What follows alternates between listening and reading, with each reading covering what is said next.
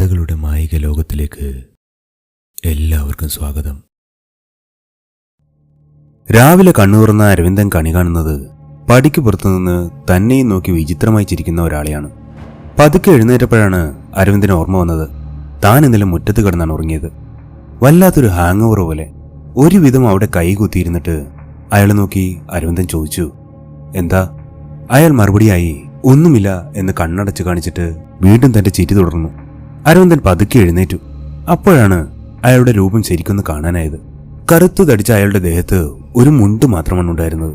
ഇടതുകൈ മുട്ടിന് കീഴട്ടായി മുറിച്ചു മാറ്റിയിരുന്നു. തനിക്ക് എന്താ വേണ്ടത്? പിന്നെയും അത് തന്നെ ഉത്തരം. അരവിന്ദൻ പതുക്കെ നടന്ന് വീടിന് മുന്നിൽ വെച്ചിരുന്ന ഒരു പാത്രത്തിൽ നിന്ന് അല്പം വെള്ളമെടുത്ത് മുഖവും കൈകളും കഴുകി. തലേന്നത്തെ ചെളി മുഴുവനും ഉണങ്ങി പൊടിഞ്ഞു പോകാൻ തുടങ്ങിയിരുന്നു. കൈകളും മുഖവും വൃത്തിയാക്കി തിരിഞ്ഞു നോക്കിയപ്പോൾ അയാളെ കാണുന്നില്ല. അരവിന്ദൻ നടന്ന് ഗേറ്റിന് പുറത്തേക്ക് ഇറങ്ങി നോക്കി. ഇല്ല, ആളവിടെ എവിടെയുമില്ല. പുറത്തങ്ങനെ ചുറ്റിത്തിരിഞ്ഞ് നടക്കുമ്പോഴാണ് എതിരെ ഗോപിയച്ചൻ വന്നത്. എന്തോ കൊച്ചു തുമ്പി, വല്ലതും കളഞ്ഞുപോയോ? ഇല്ല, വെപ്രാളപ്പെട്ട് അയാൾ പറഞ്ഞു. ആരോ ഇതിലെ പോയ പോലെ തോന്നി. ആണോ? തമ്പിക്ക് തിരക്കുണ്ടോ? ഇവിടെ അടുത്തൊരിടം വരെ പോകാനായിരുന്നു. ഇല്ല, ഒന്ന് കുളിച്ച് വൃത്തിയാകണം, പിന്നെ എന്തെങ്കിലും കഴിക്കണം. എന്നാൽ ഞാനൊരു 11 മണിയാകുമ്പോഴേക്കും വരാം. ഒരുങ്ങി നിന്നേക്കൂ. അല്ല, എങ്ങോട്ടാണ് നമ്മൾ പോകുന്നത്? ഇന്നലെ പറഞ്ഞ കാര്യങ്ങളില്ലേ, അത് തന്നെ, എല്ലാം പറഞ്ഞുതരാം. ഗോപിയച്ചൻ മടങ്ങി. അരവിന്ദൻ അകത്തേക്കും. കുളിച്ചൊരുങ്ങി വന്ന ശേഷം അരവിന്ദൻ ചെറിയച്ഛൻ്റെ ഡയറിയും വായിച്ചുകൊണ്ടാണ് ബാക്കി കാര്യങ്ങളൊക്കെ ചെയ്തു തീർത്തത്. ഭക്ഷണം ഉണ്ടാക്കലും കഴിപ്പും എല്ലാം ഡയറി വായിച്ചുകൊണ്ട് തന്നെ. അങ്ങനെ മറ്റൊരു പ്രധാന വിവരം കൂടി കിട്ടി അരവിന്ദന്. പാർവതിയെക്കുറിച്ച് മനസ്സിലാക്കി. അവൾ മറ്റാരുടെയോ ഭാര്യയായിരുന്നു. എന്നിട്ട് പോലും ചെറിയച്ഛൻ അവളെ മറന്നിരുന്നില്ല. പാർവതിയെ ഭ്രാന്തമായി സ്നേഹിച്ചിരുന്ന ചെറിയച്ഛൻ തൂത്തുക്കുടി പോയി വന്നപ്പോൾ അവൾക്കായി എന്തോ സമ്മാനം കൊണ്ടാണ് വന്നിരുന്നത്. ആ സമ്മാനം വാങ്ങിക്കഴിഞ്ഞാൽ അധികം വൈകാതെ അവൾ തൻ്റേതായി മാറുമെന്ന് ചെറിയച്ഛൻ ഉറച്ചു വിശ്വസിച്ചിരുന്നു. എന്തൊരു മനുഷ്യനാണത്! അരവിന്ദൻ ഡയറി അടച്ചു. ഏതോ ഒരു മന്ത്രവാദിയുടെ വീട്ടിലേക്കാണ് അരവിന്ദനെയും കൂട്ടി ഗോപിയച്ഛൻ ചെന്നത്. മന്ത്രവാദിയെ കണ്ടപ്പോൾ തന്നെ അരവിന്ദന് ആളെ മനസ്സിലായി. ഇന്നലെ വീടിന് ചുറ്റും രക്ഷകൾ സ്ഥാപിക്കാൻ വന്ന കക്ഷി തന്നെ. അധികം സംസാരിക്കണ്ട. കമ്മാരൻ ഭയങ്കര മുൻകോപിയാണ്. ആ വീട്ടിലേക്ക് കയറുന്ന വഴിക്ക് ഗോപിയച്ഛൻ അരവിന്ദനോട് പറഞ്ഞു. ചുവന്ന രക്ഷകളും ചരടുകളും തലങ്ങും വിലങ്ങും കെട്ടിയിരുന്ന ആ വീടിന്റെ ഭംഗി ആസ്വദിക്കായിരുന്നു അരവിന്ദൻ. നീളത്തിൽ കെട്ടിയിരിക്കുന്ന ചുവന്ന നാടുകൾ കണ്ടാൽ തോന്നും അതിലാണ് ആ വീട് നിൽക്കുന്നതെന്ന്. കമ്മാരൻ മാത്രമല്ല, അവൻ്റെ അച്ഛൻ ചേനനും അങ്ങനെയായിരുന്നു. ചേനനാണ് അന്ന് പാറുവിനെ ആൽമരത്തിൽ വാഴിച്ച് അത് കാവാക്കി മാറ്റിയത്. പാറുവോ? ആരത്? പാറു, അവളാണ് ആ കാവിലുള്ളത്. കാന്താരി പാറുന്നാ അവളെ നാട്ടുകാർ വിളിച്ചിരുന്നത്. അത്ര തൻ്റെടിയായിരുന്നു അവള്. അപ്പോഴേക്കും കമ്മാരൻ അവരെ അകത്തേക്ക് വിളിച്ചു. എങ്ങും ചുവപ്പുമായി മാത്രമുള്ള ഒരു മുറിയിലേക്കാണ് അവർ കയറിയിരുന്നത്. ചുവന്ന മുണ്ടെടുത്ത് നിലത്ത് വിരിച്ച പന്നിത്തോലിലിരിക്കുന്ന കമ്മാരന് പിന്നിലായി അരവിന്ദനെ കണ്ടു പരിചയമില്ലാത്ത അനവധി മൂർത്തികളുടെ ചിത്രങ്ങൾ.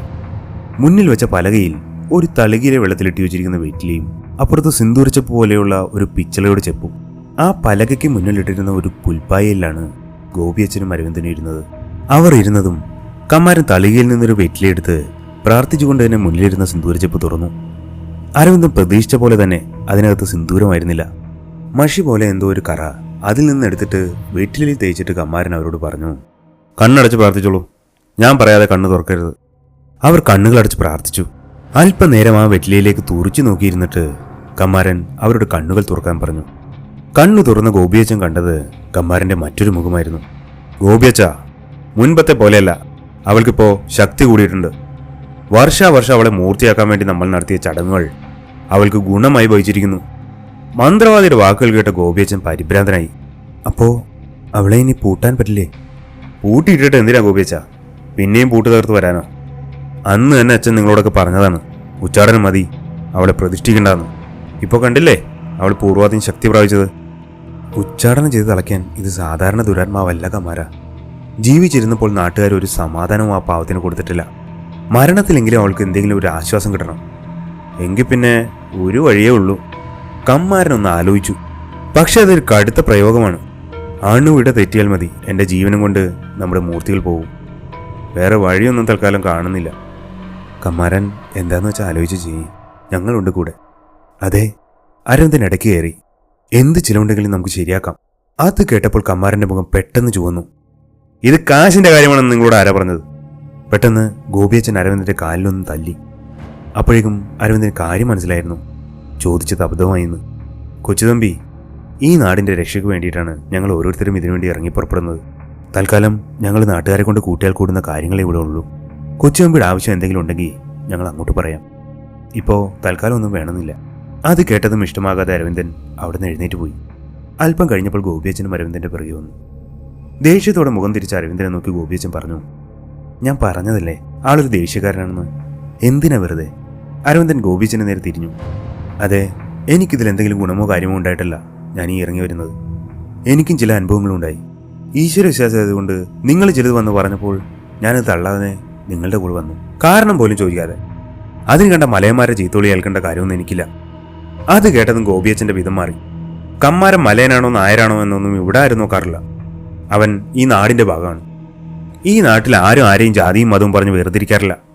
ഈ നാട്ടിൽ ജീവിക്കുമ്പോൾ ഇവിടുത്തെ ഒരാളാകുമ്പോൾ അങ്ങനെ ചില കാര്യങ്ങളൊക്കെ ആദ്യം മനസ്സിലാക്കേണ്ടതുണ്ട്. ഗോപിയച്ചൻ നല്ല ദേഷ്യത്തിലാണ് അത് പറഞ്ഞത്. അല്പം ഒന്ന് ശാന്തനായ ശേഷം അയാൾ വീണ്ടും അരവിന്ദനോട് പറഞ്ഞു, കമ്മാരൻ ഒരു വ്രതം തുടങ്ങിയാണ് 3 ദിവസത്തേക്ക്. അങ്ങനെ ശക്തി ആർജിച്ച് മാത്രമേ അവളെ പൂട്ടാനാകൂ. അപ്പോഴേക്കും നമുക്ക് വേറെ പണിയുണ്ട്, വരൂ. പെട്ടെന്ന് അരവിന്ദൻ ഗോപിയച്ചൻ്റെ കൈ തട്ടി മാറ്റി. എന്താ ഇവിടെ നടക്കുന്നതെന്നറിയാതെ ഞാൻ ഒരടി പോലും വെക്കില്ല. ആദ്യം നിങ്ങൾ അത് പറ. ഗോപിയച്ചൻ വീണ്ടും അരവിന്ദൻ്റെ കൈ പിടിച്ച് വലിച്ചിട്ട് പറഞ്ഞു, അതിന് തന്നെയാണ് പോകുന്നത്, വരൂ. മനസ്സോടെയാണെങ്കിലും അരവിന്ദൻ ഗോപിയച്ചന് പിറകെ ചെന്നു. ഒരു തകർന്ന വീടിൻ്റെ പടിക്കിലേക്കാണ് അരവിന്ദനെ ഗോപിയച്ചൻ കൂട്ടിക്കൊണ്ടുപോയത്. ഒറ്റ നോട്ടത്തിൽ തന്നെ മനസ്സിലാക്കാം അതൊരു വീടും കടയും ചേർന്ന പുരയാണെന്ന്. പലകകൾ കൊണ്ട് തീർത്ത് ഓലമേഞ്ഞ വീട്. ഏത് നിമിഷവും നിലമ്പൊത്താൻ കാത്തു നിൽക്കുകയാണ്. ഇതായിരുന്നു അവളുടെ വീട്, പാറുവിൻ്റെ. അപ്പോഴും ഇപ്പോഴും നാട്ടുകാരുടെ ഉറക്കം കിടത്തുന്ന കാന്താരി പാറുവിൻ്റെ വീട്. പ്രായം ശരീരത്തെ ബാധിച്ചു തുടങ്ങിയെങ്കിലും ഗോപിയച്ചൻ്റെ ഓർമ്മകൾ അപ്പോഴും വളരെ വ്യക്തമായിരുന്നു. അതിസുന്ദരിയായിരുന്നു പാറു. വല്ലാത്തൊരു മാദകത്വമായിരുന്നു അവളുടെ നോട്ടത്തിലും സംസാരത്തിലുമൊക്കെ. പക്ഷേ അതുതന്നെയായിരുന്നു അവളുടെ ശാപവും. വർഷങ്ങൾക്ക് മുമ്പ് നിങ്ങളുടെ തറവാട്ടിലെ ഒരു ബാല്യക്കാരിക്ക് പിറന്ന കുഞ്ഞാണ് പാറു.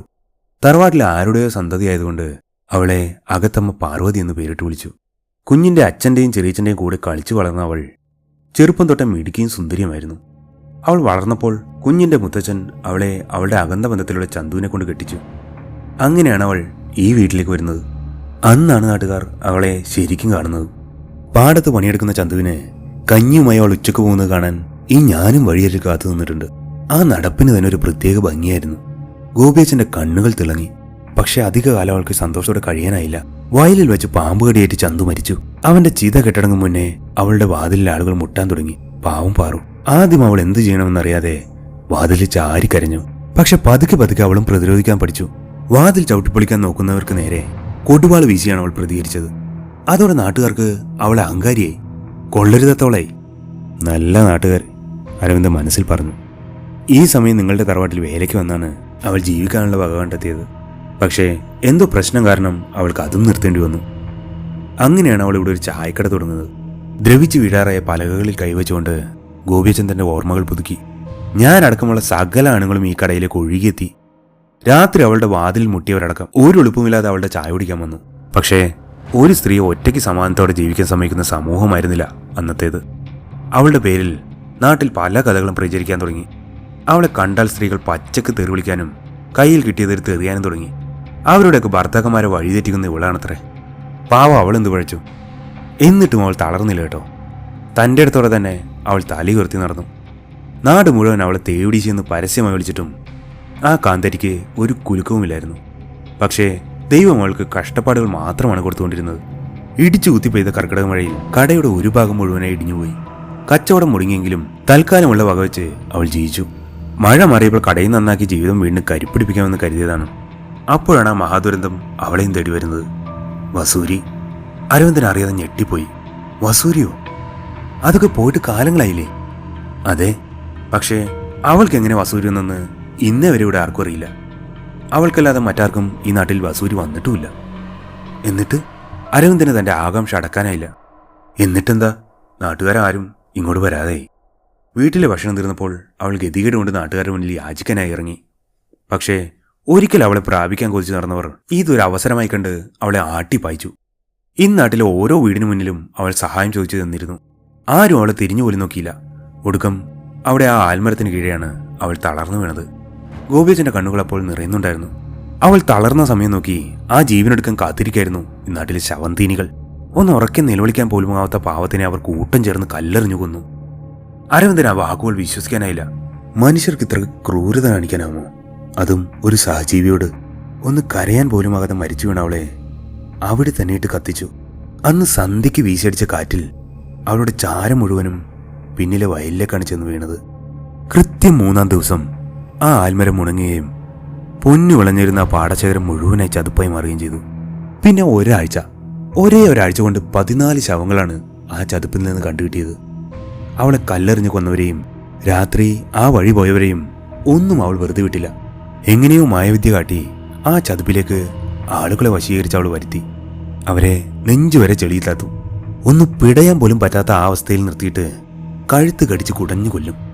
ചിലരെയൊക്കെ അവൾ വീട് കയറി ആക്രമിച്ച് കൊന്നിട്ടുണ്ട്. ഓരോ കൊലയ്ക്ക് ശേഷവും അവളുടെ പ്രതികാരവും ചോരക്കൊതിയും കൂടിയതല്ലാതെ കുറഞ്ഞിട്ടില്ല. ഒടുക്കം ചേനനാണ് അവളെ ആൽമരത്തിലേക്ക് ആവാഹിച്ച് അതിലേക്ക് ബന്ധിച്ചത്. അത്ര ശക്തിയുള്ള ദുരാത്മാവായതുകൊണ്ട് അതിനെ കുടത്തിലോ മരപ്പാവിലോ ബന്ധിച്ച് നശിപ്പിക്കാൻ സാധിക്കില്ലായിരുന്നു. ആകെയുള്ള ഒരേ ഒരു വഴി ബന്ധിച്ച് നശിപ്പിക്കലായിരുന്നു. പക്ഷേ അതിന് ഞങ്ങൾ സമ്മതിച്ചില്ല. അതെന്താ? അന്യായമായി കൊന്നിട്ടും അവളെ പീഡിപ്പിക്കുന്നത് തെറ്റായതുകൊണ്ട് കുഞ്ഞിന്റെ ചെറിയച്ഛനെ ഞാനും കട്ടായി നിന്നിട്ടാണ് ചേനൻ അവളെ ആൽമരത്തിലേക്ക് ബന്ധിച്ചത്. 40 വർഷം മുടങ്ങാതെ പൂജകളും കുരുതിയും നടത്തിയാൽ അവൾ പകയൊക്കെ മറന്ന് ഈ നാടിനെ കാക്കുമെന്നായിരുന്നു വിധി. പക്ഷേ അതൊക്കെ തെറ്റി. ഇനി അവളെ പറഞ്ഞേക്കാതെ മറ്റൊരു വഴിയില്ല. പെട്ടെന്നാണ് എന്തോ ഒരു ശബ്ദം കേട്ട പോലെ ഗോപിയച്ചൻ ഒരു നിമിഷം നിന്നത്. എന്തോ ചോദിക്കാമെന്ന് അരവിന്ദനോട് അരുതെന്ന് അയാൾ ആംഗ്യം കാണിച്ചു. അരവിന്ദന് ചെവിയോർത്തു. അതെ, അവിടെ അവരെ കൂടാതെ മറ്റാരുമുണ്ട്. അപ്പോ ഒഴിപ്പിക്കാൻ തന്നെ തീരുമാനിച്ചോ ഗോപിയച്ചാ? ആ പൊളിഞ്ഞു കിടന്നിരുന്ന വീടിനകത്ത് നിന്നാണ് സംസാരം കേട്ടത്. അതെ, അതിനകത്ത് തന്നെയാണ് ആളുള്ളത്. ആ പൊളിഞ്ഞ വാതിൽ തുറന്ന് കറുത്തിരണ്ട ഒരു ഒറ്റക്കയ്യൻ പുറത്തേക്കിറങ്ങി വന്നു. വിശ്വംഭരൻ. ആ കാഴ്ച വിശ്വസിക്കാനാവാതെ ഗോപിയച്ചൻ വിക്കി വിക്കി പറഞ്ഞു. അതെ, ഞാൻ തന്നെ. നിങ്ങളെന്നെ കൊണ്ടാക്കിയെടുത്ത് തന്നെ ഞാൻ മരിച്ചു വീഴുമെന്ന് കരുതിയോ എല്ലാവരും? അന്നേ പറഞ്ഞല്ലേ ഞാൻ വരുമെന്ന്. കാരണക്കാരായ എല്ലാവരെയും വീണ്ടും കാണുമെന്ന്. അരവിന്ദൻ അയാളെ മനസ്സിലായി. താൻ ഇന്ന് കണി കണ്ട ആൾ. നിങ്ങൾ രാവിലെ... അയാൾ തൻ്റെ കൈ ഉയർത്തി മതിയെന്ന് കാണിച്ചു. കൊച്ചുതമ്പിയുടെ സമയമായിട്ടില്ല. ആകുമ്പോൾ ഞാൻ പറയാം. ഇന്ന് വന്നത് ഒന്ന് കാണാനായിരുന്നു. ഉദ്ദേശിച്ച ആള് തന്നെയാണോ എത്തിയിരിക്കുന്നതെന്നറിയാൻ. പ്രതീക്ഷിച്ച പോലെ തന്നെ. ബാക്കിയൊക്കെ അമ്മ നോക്കിക്കോളും. ഒന്നും മനസ്സിലാകാതെ അരവിന്ദൻ ഗോപിയച്ചൻ്റെ മുഖത്തേക്ക് നോക്കി. ഭയമാണോ കുറ്റബോധമാണോ എന്നറിയില്ല. ഗോപിയച്ചൻ്റെ തല താഴ്ന്നിരിക്കുകയായിരുന്നു. അപ്പോഴേക്കും ഉത്തരം കിട്ടാത്ത നിരവധി ചോദ്യങ്ങൾ അരവിന്ദന് മുന്നിൽ അവശേഷിപ്പിച്ചിട്ട് അയാൾ നടന്നകന്നു. ഒരു ജേതാവിൻ്റെ ആഹ്ലാദമാണോ അതോ ഒരു കുറുക്കൻ്റെ കൗശലമാണോ? എന്തായിരിക്കും ആ ഒറ്റക്കൈയും വീശിയുള്ള നടപ്പിൻ്റെ താളത്തിലുള്ളത്?